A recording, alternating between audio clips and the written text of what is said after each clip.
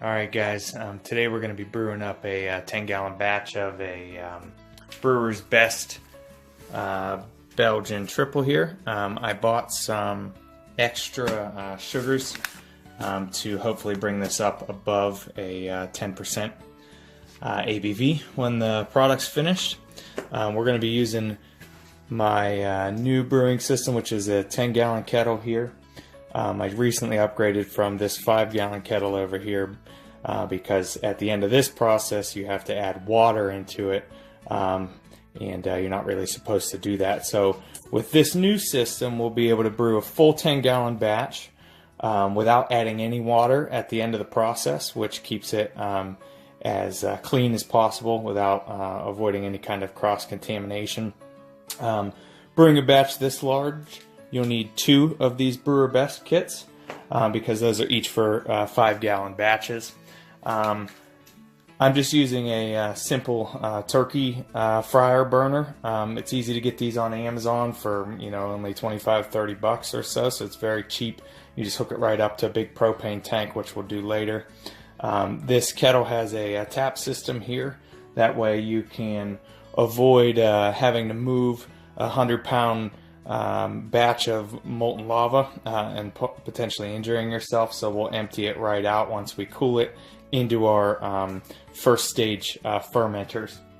And this is our wort chiller that we're going to use towards the end of the process to rapidly chill the wort as quickly as possible. Alright, the first and most important step of the brewing process is to properly disinfect every piece of equipment that you're going to use that's going to come in direct contact with your wort or mash during the brewing process. So this is going to involve your wort chiller. It's going to involve your hydrometer, testing tubes, stir sticks, any kind of cleaning utensils that might come in contact with that, and the inside of all the first stage fermenters as well. So we're going to go ahead and do that now. What I like to do is I start out with one bucket here, and in the bucket I've added in a 2 gallons of warm water, and I use a product called Easy Clean here, which is get that in the light, made by LD Carlson. It's just simply 1 tablespoon per gallon of warm water, and you don't have to rinse or anything like that, so it makes the process very simple. And I'm going to dip all of my tools and equipment in this bucket and then leave them in the bucket. That way they can stay sanitized. I don't have to worry about what surface I'm going to put these after I sanitize these pieces of equipment, what surface I'm going to put them on. If that's sanitized or not, I'm just going to leave them all in the bucket.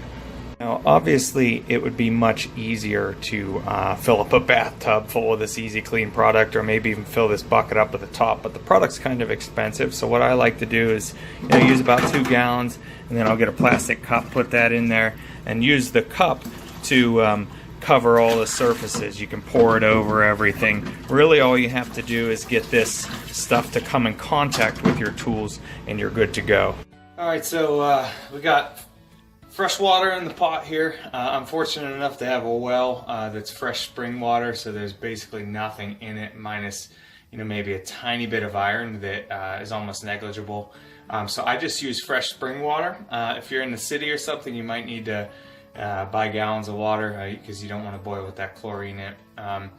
Chlorine does tend to evaporate off, but there's other chemicals and stuff in there that will affect the flavor of your brew. But I'm doing a 10-gallon batch here, so I added an extra gallon to be safe, to allow a little bit for the boil off. You always want to underestimate the boil off, because if you end up adding too much water, you can't really take it out. But if you add too little, you can always add a little bit of extra water at the end of the boil, as long as it's purified water that won't contaminate your post-boil.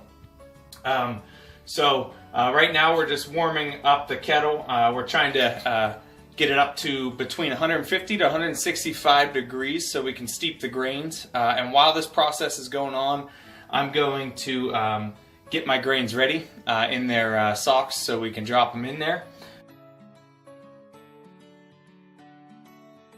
Alright guys, so we're on to the next step. We got the temperature up. It's just below 160 right now, so it's perfect. I turned down the gas a little bit, so it'll help stabilize that temperature. But the great advantage in boiling in larger batches, as opposed to like a 3.5 gallon to make a 5-gallon batch, is the temperature will remain more stable. The larger volume of water you have, of course, the longer it's going to take to heat up, but the more stable the temperature will be as well, so you won't have such quick fluctuations. So I got my grain bag here.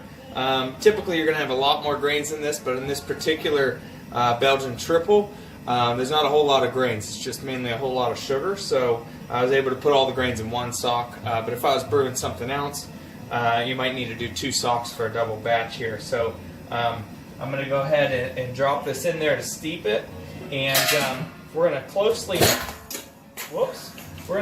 monitor that temperature while it's steeping to make sure it stays between 150 to 165 degrees. If it goes too low, it won't work right. If it goes above 165, it's going to leach tannins into the wort, and then that'll affect the flavor of your brew, and you will ruin your batch. So, all right, the grains have been steeped now for 20 minutes. We hovered mainly around 160 degrees the whole time. I actually turned off the heat to maintain it, and it really only dropped a couple degrees by the end of the 20-minute period, so it was perfect. When we remove these grains, we're just going to allow them to drain back into the kettle here. We're not going to squeeze them or anything like that, because we don't want any of that crap squeezing out into our wort. So we'll just allow them to drain like this, and then as soon as we're finished, we're going to take them out. We're going to bring this up to a low rolling boil, and that's when we're going to add sugars into it. But it's going to be quite some time because of the volume of water before we can get it up to that rolling boil. But that's the next step here. Alright, so we have the wort up to general rolling boil here. So I'm going to go ahead and we're going to add the candy sugar to it. We're going to add the liquid malt extract and the dry malt extract all at the same time, but you don't want to do it all at once. You slowly want to stir it in so nothing burns at the bottom. Adding all these ingredients will definitely drop the temperature of your wort, so it will take it out of a boil. And once you get all of the ingredients into here, stir it up well, you're going to bring it back to a rolling boil, and then once it's back up to a rolling boil, which will probably take some time, maybe about another 10 or 15 minutes if I had to guess, that's when we'll start adding some hops. Okay, so we have all the sugars in here. We got the candy sugar, the dry malt extract, the liquid malt extract. Everything's added in, so we're going to bring the temperature up to a rolling boil again. You want to make sure that, for the most part, you're continuously stirring the bottom. You can feel, a lot of the times, if you run your stirring spoon across the bottom, you can feel some buildup down there. So you definitely don't want to let the sugar settle, because it will burn, and that'll ruin your batch. What you didn't see off camera was I took the canisters of liquid malt extract and I put them in a stationary tub full of hot water. That way it would increase the viscosity of the liquid. It makes it much easier to pour out of the canister, and then I get a spatula after that to scrape the insides. You want to get as much of that liquid out of there as possible because it is sugar, and the more sugar you have in your batch, the more alcohol it will eventually become. So you don't want to shortchange yourself there.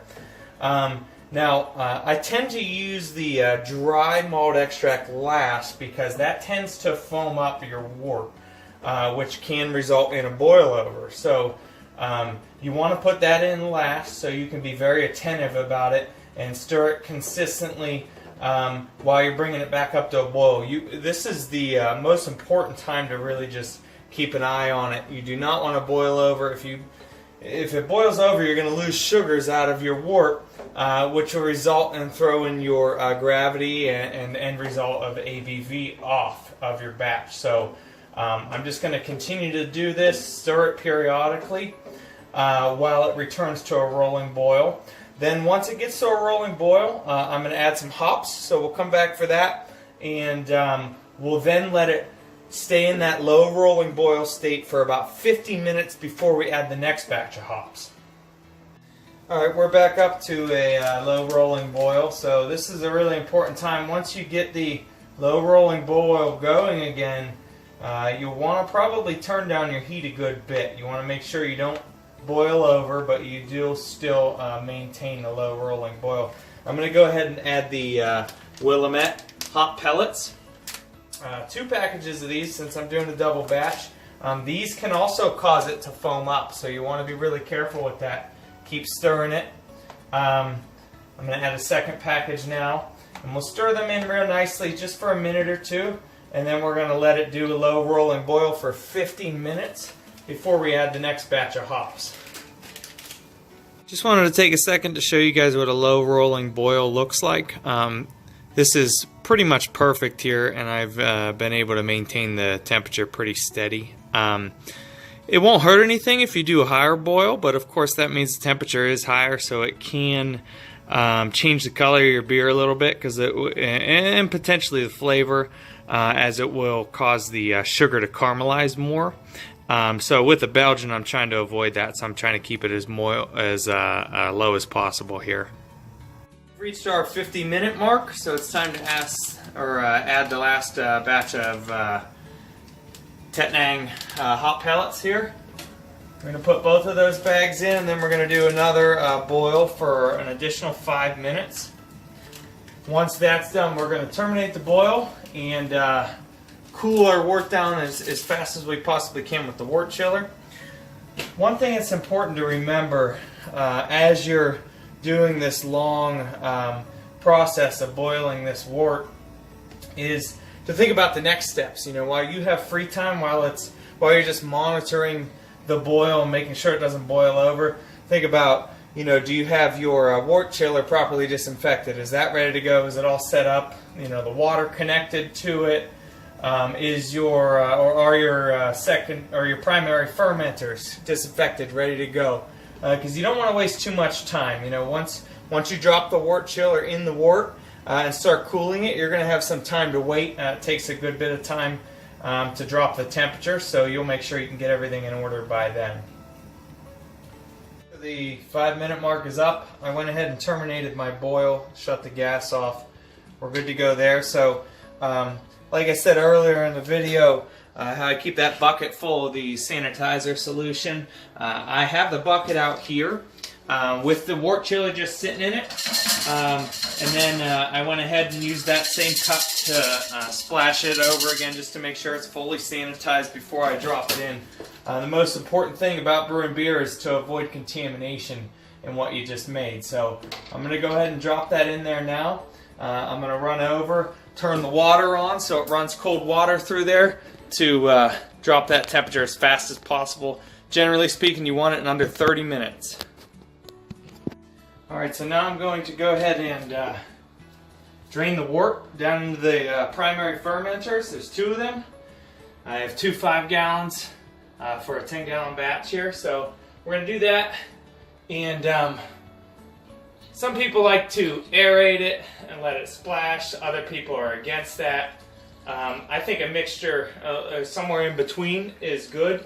The aeration promotes more fermentation, but this is the only point that you'd ever want to aerate it. Once this is in and sealed up, you wouldn't want to mess around with it anymore.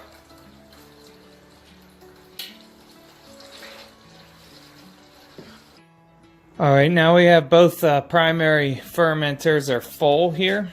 So we're ready to go. I'm ready to pitch the yeast. It's just under 80 degrees, which is a little bit warmer than I'd like it. I'd prefer to get it down to 70, but it shouldn't be a big deal. As you can see here, without the line going up on the edge how water does, it's actually at about 1.08, which is just under where I really wanted it to be, but I think that's because we ended up a little bit too heavy on the water. Okay, so we're going to take these 2 yeast packets. Now, since we have 2 kits and each are designed for 5 gallons, we can pitch each packet into each kit, which makes it pretty nice. And Actually, before you do this, I almost forgot we need to take a gravity reading. So I have a wine thief here. I prefer to use a wine thief because you can get the wort out of the fermenter without taking in all those bubbles. The bubbles sometimes make it challenging to read what the primary says. So we're going to take a little sample here out of this fermenter. And let's see where we are at. As you can see here, without the line going up on the edge how water does, it's actually at about 1.08, which is just under where I really wanted it to be, but I think that's because we ended up a little bit too heavy on the water. Okay, so the gravity reading ended up at about 1.08, which is a little bit lower than I had hoped for. That just goes to show you you can't be too cautious on when you add water in the beginning of the process to compensate for the boil off. It seems I added just a little bit too much, which isn't really going to affect the beer a whole lot. It'll mainly just result in potentially maybe a sweeter beer, but mainly all I did was dilute it, so it's going to result in less of an ABV than I had hoped for. But hopefully, since I allowed for a little bit of excess ABV, I was hoping to get around 10.5. Hopefully we'll end up somewhere around the 10 mark, but we will see in a few weeks to a couple months, depending on how fast this stuff gets going. So now I'm going to go ahead and pitch the other bucket, and we'll seal that one up as well, and then we're going to put the air locks into them, and then we wait. Okay, now both buckets have been pitched. The yeast is in there, but one thing that's pretty important that I forgot to do was actually to stir the yeast into the buckets after you pitch it. So I'm going to go ahead and do that to both buckets, then we'll seal them up, get the airlock on it, and we should be good to go.